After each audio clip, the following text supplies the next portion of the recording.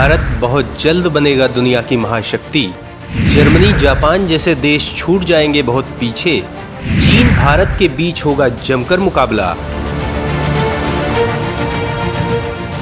दोस्तों, किसी भी देश का दबदबा उसकी अर्थव्यवस्था और हथियारों के दम पर बनता है। प्रधानमंत्री मोदी भारत को महाशक्ति बनाना चाहते हैं। इसके लिए भारत सभी दिशाओं में तेजी से बढ़ रहा है। अंतरिक्ष, समंदर और जमीन पर भारत अपना भौकाल दिखा रहा है। विदेश नीति की यह ताकत है कि दुनिया के मंचों पर पीएम मोदी का जलवा देखते बनता है। दुनिया भर के देश भारत के साथ मिलकर काम करने को बेचैन हैं। वो चाहते हैं कि भारत के साथ उनके संबंध मजबूत हों। आज पूरा यूरोप खुलकर चीन के खिलाफ भारत के समर्थन में आ चुका है। ये भारत की मजबूत विदेश नीति की ताकत है। वहीं हथियारों के मामले में भारत हथियारों के स्वदेशीकरण में लगा हुआ है। पीएम मोदी चाहते हैं कि देश के सैनिक देश के बने हथियारों से दुश्मनों को मुंहतोड़ जवाब दें। इसके लिए डीआरडीओ पूरे दमखम से लगा हुआ है। आज देश ब्रह्मोस जैसी सुपरसोनिक मिसाइलें बना चुका है। वहीं अब हाइपरसोनिक मिसाइल बनाने की तैयारी की जा रही है। तेजस जैसे फाइटर जेट दुश्मनों का दिल दहला रहे हैं। इसी बीच भारत ब्रिटेन की अर्थव्यवस्था को पछाड़कर दुनिया की 5वीं सबसे बड़ी अर्थव्यवस्था बन चुका है। दोस्तों, ये खबर देश के दुश्मनों को परेशान कर रही है। देश का दुश्मन चीन इसे पचा नहीं पा रहा है। दोस्तों, अगर भारत इसी स्पीड से आगे बढ़ता रहा तो जल्द ही भारत दुनिया की तीसरी बड़ी महाशक्ति बन जाएगा। सवाल उठता है कि आंकड़े क्या कहते हैं? दुनिया की तीसरी महाशक्ति बनने में भारत को कितना वक्त लगेगा? इसके लिए भारत को क्या करना होगा? तो दोस्तों, इस बारे में जानने के लिए बने रहिए हमारे साथ आखिरी तक। हार की दस्तक से बेचैन हो गए शी जिनपिंग। मोदी के धमाके नहीं ले रहे रुकने का नाम। दोस्तों, भारत दुनिया की 5वीं सबसे बड़ी अर्थव्यवस्था बन गया है। यह बात हर भारतीय को गौरवान्वित कर रही है। जिस मुल्क से 1947 में हमने आजादी पाई थी, विकास के मायनों में आज उसे ही हमने पीछे छोड़ दिया। हमने कई आर्थिक मुकाम हासिल किए। हालांकि सफर और संघर्ष अभी बाकी है। कुछ क्षेत्रों में हमें खुद को और मजबूत करना होगा। माना जा रहा है कि भारत चुनौतियों को पार करते हुए विकास की गति को कायम रखता है तो वह जल्द जापान को पछाड़कर दुनिया की तीसरी सबसे बड़ी अर्थव्यवस्था बन सकता है। भारत एक दशक पहले दुनिया की बड़ी अर्थव्यवस्थाओं में 11वें स्थान पर था। उस समय ब्रिटेन 5वें स्थान पर था। भारत अब केवल अमेरिका, चीन, जापान और जर्मनी से पीछे है। जापान और जर्मनी की जीडीपी में बहुत ज्यादा का अंतर नहीं है। इसके अलावा यूरोपीय देश रूस यूक्रेन संकट की वजह से आर्थिक सुस्ती के कगार पर हैं। ऐसे में अनुमान लगाया जा रहा है कि भारत उन्हें जल्द पीछे छोड़ देगा। भारत अगले साल दुनिया की सबसे बड़ी आबादी वाला देश बन सकता है, लेकिन प्रति व्यक्ति आय में तेजी या उस स्तर को बनाए रखने के लिए भारतीय अर्थव्यवस्था की रफ्तार आबादी की रफ्तार से बढ़नी चाहिए। विकसित देशों के मुकाबले भारत प्रति व्यक्ति आय में पीछे है, लेकिन जीवन स्तर के मामले में बहुत अंतर नहीं रह गया है। इस पैमाने पर अब भारत केवल जापान से पीछे है। हालांकि तीसरे स्थान पर पहुंच जाने के बाद भी अमेरिका, चीन के मुकाबले भारत की जीडीपी में बहुत बड़ा अंतर बना रहेगा। दोस्तों, इसी बीच चीन की खिसियाहट सामने आई है। सवाल उठता है कि भारत की इस कामयाबी पर चीन ने क्या कहा है? तो दोस्तों, ग्लोबल टाइम्स से जुड़े पत्रकार हु शिजिन ने अपने ट्वीट में तंज कसते हुए लिखा, भारत ब्रिटेन को अपना उपनिवेश बनाना जारी रखेगा और वह यूके का भारतीयकरण भी कर सकता है। एक दिन भारतीय उच्चारण के साथ अंग्रेजी दुनिया भर में सबसे मानक अंग्रेजी बन जाएगी और अंग्रेजी सीखने वाले विदेशी भारतीय उच्चारण सीखेंगे। लगे रहो भारत। ट्वीट में चीन की खिसियाहट साफ देखी जा सकती है, जो आर्थिक, राजनीतिक, कोरोना और जनसंख्या संकटों से गुजर रहा है। दोस्तों, चीन के इस रूप से ये पता चलता है कि चीन को कितना गुरूर है। इसके साथ ही भारत से वो किसी स्तर पर जलन रखता है। लेकिन दोस्तों, भारत न केवल आर्थिक रूप से मजबूत हो रहा है, बल्कि अब देश की विदेश नीति भी अपना दमखम दिखा रही है। अमेरिका, रूस, हर किसी को भारत ने वक्त पर सॉलिड रिएक्शन दिया है। किसी को भारत से ये उम्मीद नहीं थी, लेकिन अब बदलते भारत की तस्वीर कुछ और ही कह रही है। लेकिन चीन को यह समझ में नहीं आ रहा है, इसीलिए भारत ने चीन को वक्त वक्त पर करारा जवाब दिया है। विदेश मंत्री एस जयशंकर ने रूस यूक्रेन युद्ध पर भारत के रुख के बारे में बोलते हुए कहा, यूक्रेन युद्ध पर स्वतंत्र रुख अपनाकर भारत ने कई देशों की भावनाओं को व्यक्त किया है। उन्होंने कहा कि इस तरह की परिस्थितियों में देशों पर कोई एक पक्ष चुनने का भारी दबाव रहता है। अगर हमने स्वतंत्र रुख अपनाया है, यानी हमने हमारे लोगों के कल्याण के दृष्टिकोण से जिन फैसलों को सही समझा, वही फैसला लिया है। इस बात की पूरी दुनिया ने सराहना की है। उन्होंने कहा, 2 साल पहले महामारी के बीच में चीन ने समझौते का उल्लंघन करते हुए हमारी सीमा के करीब सैनिक तैनात कर दिए। हम अपने रुख पर कायम रहे और 2 साल से हम उस पर काम कर रहे हैं। कोई नरमी नहीं बरत रहे हैं और मुझे लगता है कि विश्व ने इसकी सराहना की है। उन्होंने कहा कि वैश्विक समुदाय ने देखा कि भारत जमीनी स्तर पर मजबूत और अपने हितों को सामने रखने में मुखर भी हो सकता है। दोस्तों, जब INS विक्रांत को प्रधानमंत्री मोदी ने नौसेना को सौंपा था, तब भी चीन की बेचैनी साफ झलक रही थी।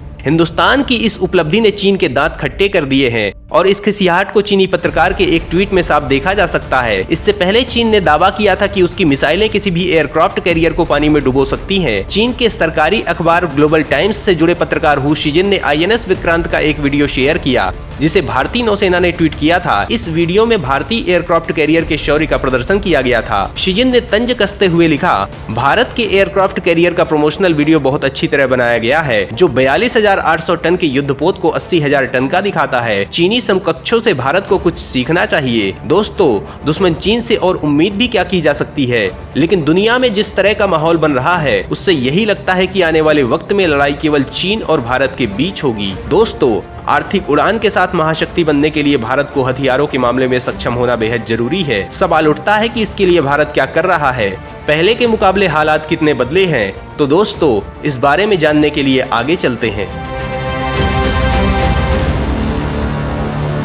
रक्षा से लेकर अर्थव्यवस्था तक देश दिखा रहा दम, देश को सुपर पावर बनने से अब नहीं रोक सकता कोई।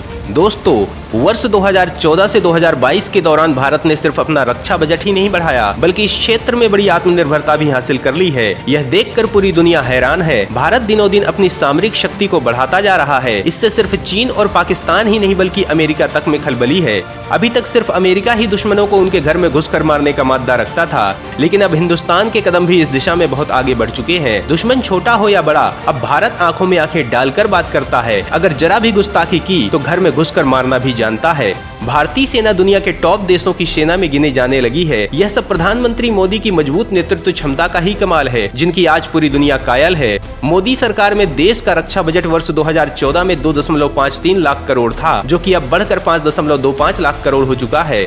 भारत रक्षा के क्षेत्र में खर्च करने के मामले में अमेरिका और चीन के बाद दुनिया में तीसरा सबसे बड़ा देश बन चुका है। इससे भारत की बढ़ती सामरिक ताकत का अंदाजा लगाया जा सकता है। PM मोदी के मंत्र मेक इन इंडिया को साकार करते हुए देश ने रक्षा के क्षेत्र में बड़ी आत्मनिर्भरता हासिल कर ली है। अब भारत न सिर्फ अपने लिए रक्षा के उपकरण और अत्याधुनिक हथियार बना रहा है, बल्कि दूसरे देशों को इसे निर्यात करने में भी सक्षम हो गया है। इससे देश को विदेशी मुद्रा की आय हो रही है। कुल रक्षा बजट का 60% धन केवल मेक इन इंडिया के लिए ही रखा गया है, ताकि स्वदेशीकरण को बढ़ावा मिल सके। भारत की नौसेना के बेड़े में शामिल हुए स्वदेशी युद्धपोत INS विक्रांत ने पूरी दुनिया को दिखा दिया कि हिंदुस्तान अब रक्षा के क्षेत्र में कितना आत्मनिर्भर हो चुका है। INS विक्रांत की ताकत का अंदाजा इस बात से भी लगाया जा सकता है कि इस पर 30 से अधिक लड़ाकू विमान लैंडिंग व टेक ऑफ कर सकते हैं। 32 मिसाइलें तैनात हैं। कई अन्य फाइटर हेलीकॉप्टर की भी तैनाती है। गैस टरबाइन और अत्याधुनिक रडार सिस्टम भी है। वहीं फ्रांस से आयातित राफेल फाइटर जेट दुनिया के खतरनाक जेटों में शामिल है। स्वदेशी तेजस फाइटर जेट भी दुनिया को चुनौती देने के लिए सेना का हिस्सा बन चुका है। अमेरिका, ऑस्ट्रेलिया से लेकर फिलीपींस और मिस्र तक इस जेट के दीवाने हो गए हैं। देश की सेना इस दौरान अत्याधुनिक व खतरनाक गाइडेड मिसाइलों, एंटी टैंक मिसाइलों, टैंकों, guided rocket launcher, hand grenade और आधुनिक पनडुब्बियों से लैस हो चुकी है। खास बात यह है कि इसे भारत ने स्वयं अपने लिए बनाया है। अब दूसरे देश भी इन हथियारों को भारत से खरीदने की इच्छा रख रहे हैं। इन रक्षा उपकरणों से सुसज्जित सेना अब किसी भी देश से मुकाबला करने का मादा रखती है। दोस्तों, इसके साथ ही मोदी सरकार ने सीमा में सेना की मजबूती के लिए इंफ्रास्ट्रक्चर को बेहद मजबूत बना लिया है। दोस्तों, आज मेक इन इंडिया के जरिए भारत दुनिया में खुद को चाइना के विकल्प के रूप में प्रेजेंट करने में सफल रहा है।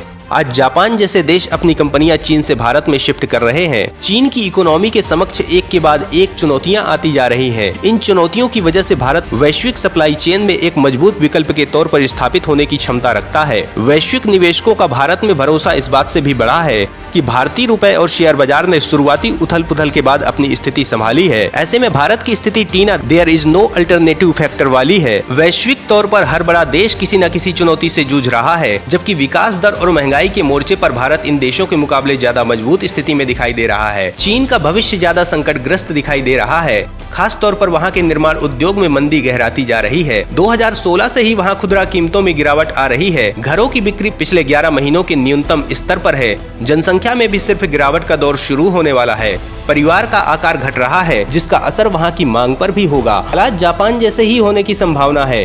रिपोर्ट आगे कहती है कि चीन की इस कमजोरी का भारत को फायदा होने की संभावना है। हाल में ही एप्पल ने कहा है कि वह iPhone 14 का उत्पादन भारत में करेगी और इसे अपना नया निर्यात हब बनाएगी। संभावना इस बात की है कि एप्पल के बाद दूसरी कई कंपनियां भी ऐसा कदम उठा सकती हैं। जो कंपनियां चीन के साथ एक और देश में प्लांट लगाने की नीति पर आगे बढ़ रही थी, उनके लिए भारत की लोकतांत्रिक व्यवस्था सबसे बेहतर विकल्प के तौर पर उपलब्ध है। शोध एजेंसी मॉर्गन स्टैनली ने कहा है कि वर्ष 2022-23 में भारत दुनिया की सबसे तेज गति से प्रगति करने वाली इकोनॉमी होगी। भारत की आर्थिक विकास दर 7% के करीब ही रहेगी, लेकिन दुनिया के दूसरे देशों की विकास दर इससे काफी नीचे होगी। भारत के विकास की खासियत इस बात से समझी जा सकती है कि भारतीय अर्थव्यवस्था का एशिया के विकास में 28% और वैश्विक अर्थव्यवस्था में 22% का योगदान रहेगा। रिपोर्ट में कहा गया है कि भारत में डिमांड की स्थिति काफी सुधरी है, जिसकी वजह से यह बहुत ही बेहतर स्थिति में है। तो दोस्तों, भारत इसी तरह कदम बढ़ाते रहा तो एक दिन सुपर पावर बनने से उसे कोई नहीं रोक पाएगा।